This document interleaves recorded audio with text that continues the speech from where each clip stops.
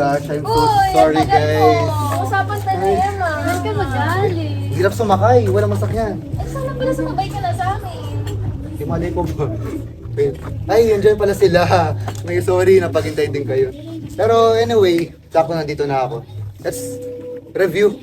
Samahan niyo muna kami mag-review. Dito siya.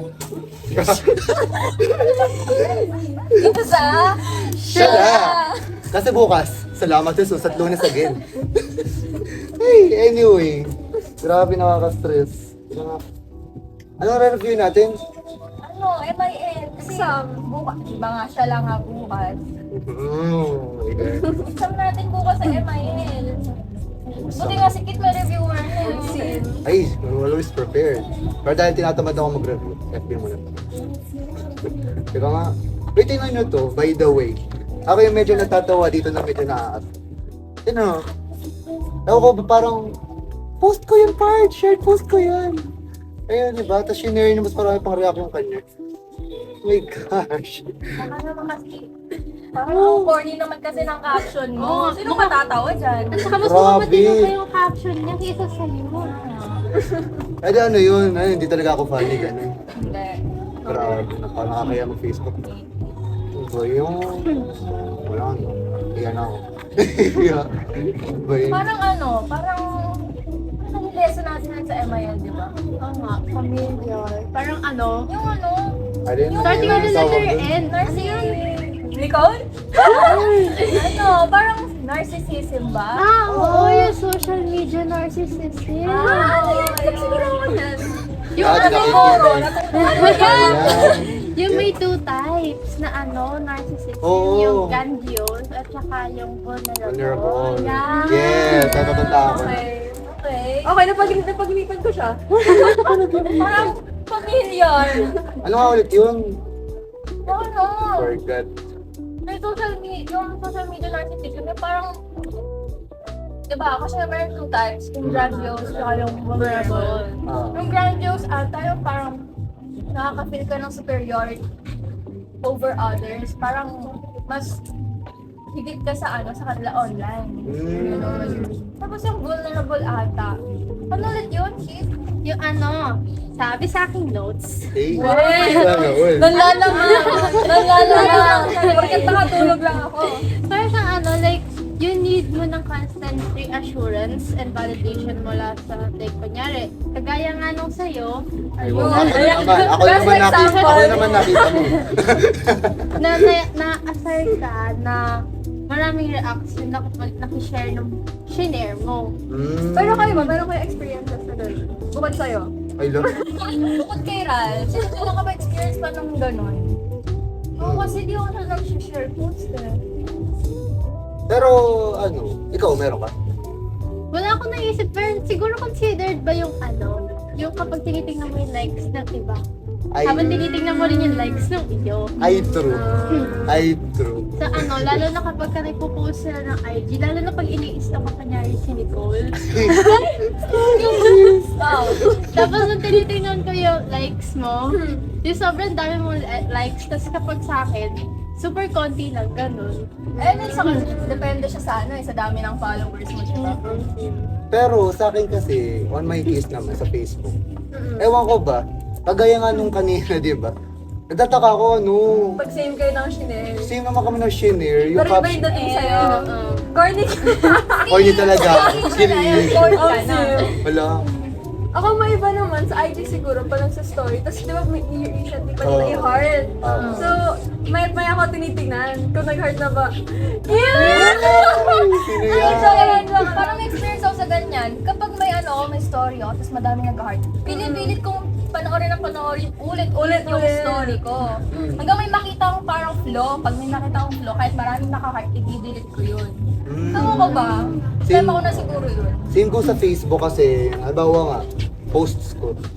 Halimbawa may mayat maya may nagre-react. Tinitingnan ko yung list. Kasi every... Sino-sino? Oo. Siguro, may Isa lang naman inaabangan. Pero to be honest, ang hirap. Ang hirap ng situation kasi parang I doubt myself. Doubt myself. Kaya kasi naging imagination mo na siya. Pero palagay mo, ano nga ba dapat ginagawa sa ganun?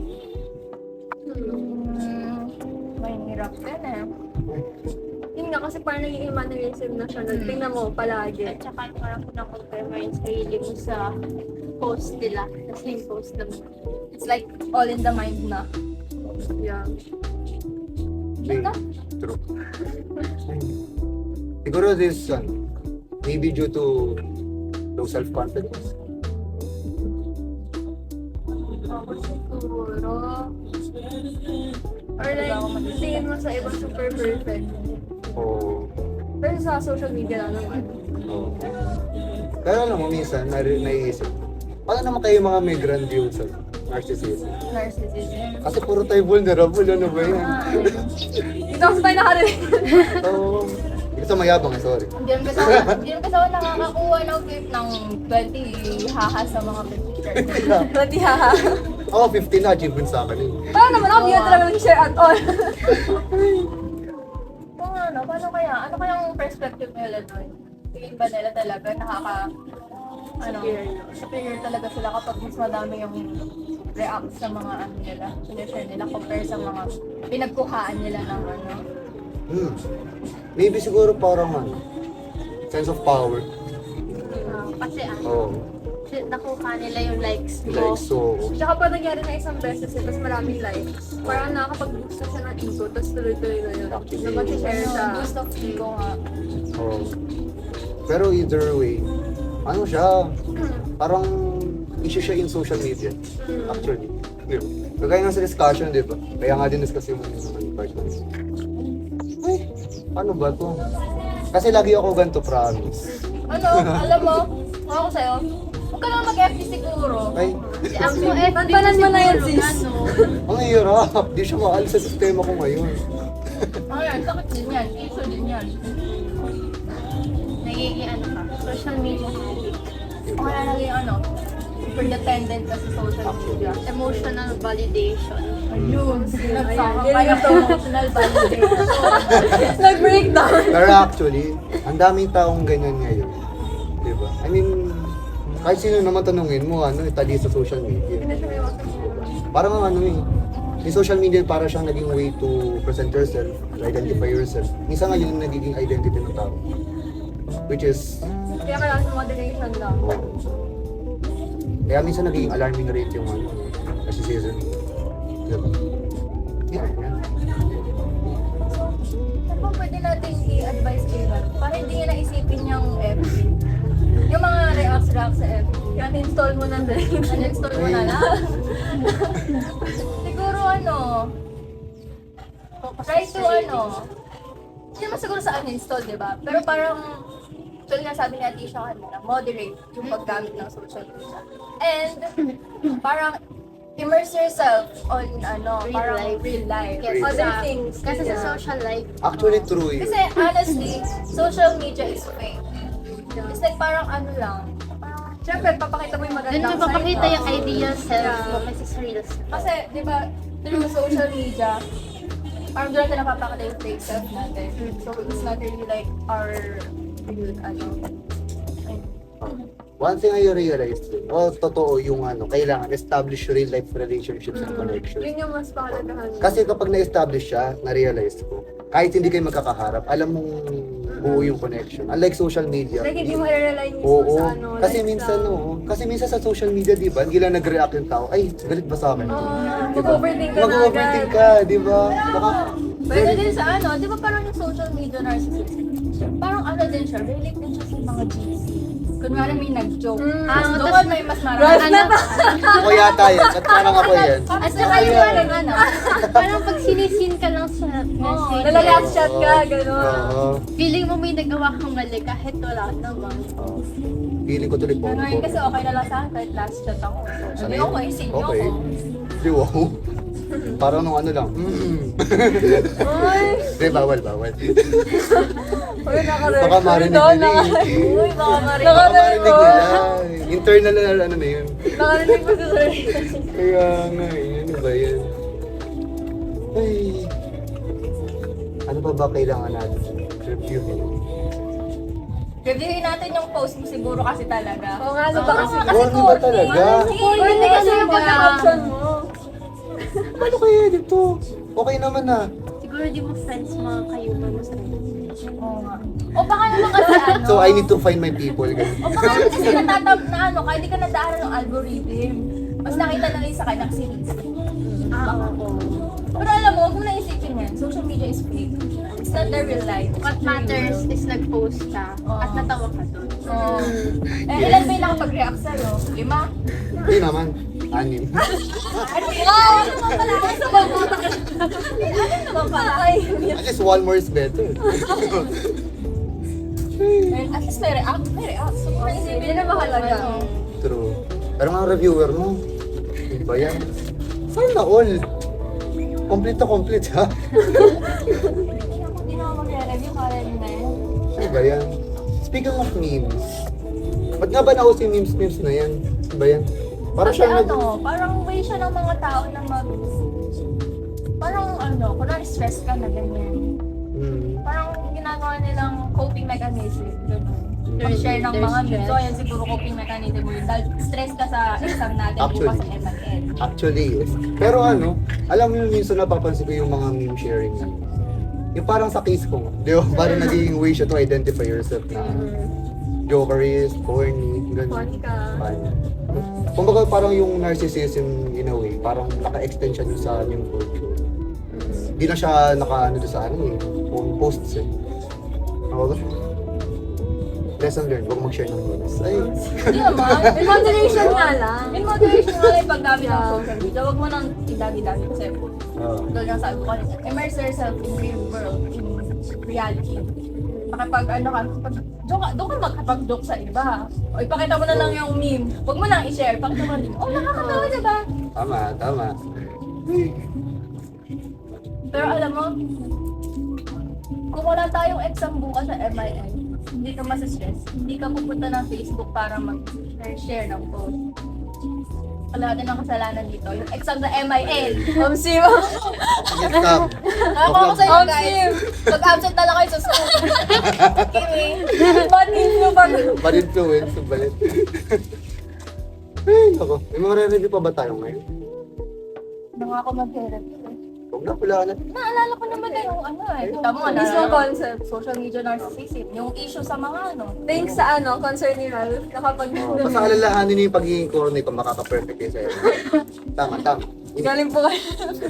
Tama. Imagine mo, may points ka na about na narcissism. Nakalala mo lang si Ralph. Yes. Remember this space.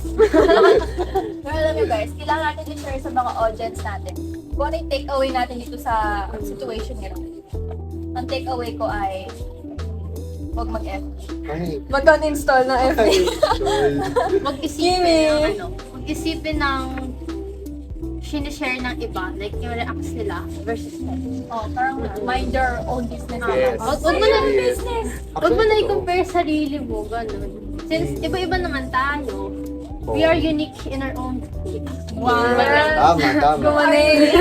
So kung mas nakita nilang funny yung ibang shared post, edi okay. Sila At na least yun. you have your, may 6 racks ka. Yes, Sabihin, they diba? still find you funny. Yes. Tsaka siguro take away ko rin dito sa napag-usapan natin sa issue ko. Issue na ba yun? Pero take away ko sa kanya, believe in yourself, talaga. Kasi minsan kapag nagko-compare, parang nawawala yung tiwala sa sarili. Like, nasa mindset mo na kung Diba? paano ka magko-cope. Oo. Like, parang, ba't ka ako ganito? Ba't sila laging ganun?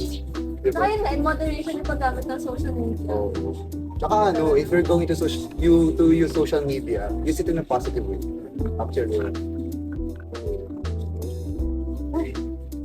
So, pero kayo guys ba, meron din ba kayong situation na similar kay Ral? Na may nag-shared post ng kayo na una, tapos may nag-shared post ng share. Tapos sila pa yung mas nakarami ng react. Diba? Yes. Nabahan niyo naman, Sir Ralph. Sa inyo sa amin kung meron. Para, mapag-usapan next episode. Hey! Yes! Diba? Para nyo ma-feature, At diba? mabigyan din natin ng solusyon. Tama, diba? Para tayong dito eh. focus group. Counseling. Podcast/counsel. Yes, na-counsel po namin ng corny shared post ni Ral. Oo na. Ako na yung core. Nagpakasad. Ayan na. Yan tayo tawag ng vulnerable narcissism. Galing sa social media. Narcissism. Galing Diba? sa issues. Issues in social media. Diba? Instant 10 points. Mukhang ready naman na talaga tayo sa exam bukas. Okay na. Okay na yan. Oh, go. Pack Pack up. O, teka lang. Bago tayo mag-pack up, stay by muna. Baka iwan natin sila bigla. Ayan, so thank you sa pagsama sa amin sa... Hindi na nga siya review kwentuhan na lang. Magkari lang kami dito eh. Siyempre, Madam na po si Ral. oo. Ayun, para nag-review mo kung aesthetic. Kunwari, may na-review matino. Ganun. Ay, nako. So, kita-kits for the So next episode. Yes. Once again, this is Shala! Together with Nicole, Atisha, Keith. And Ralph. Yeah. Goodbye.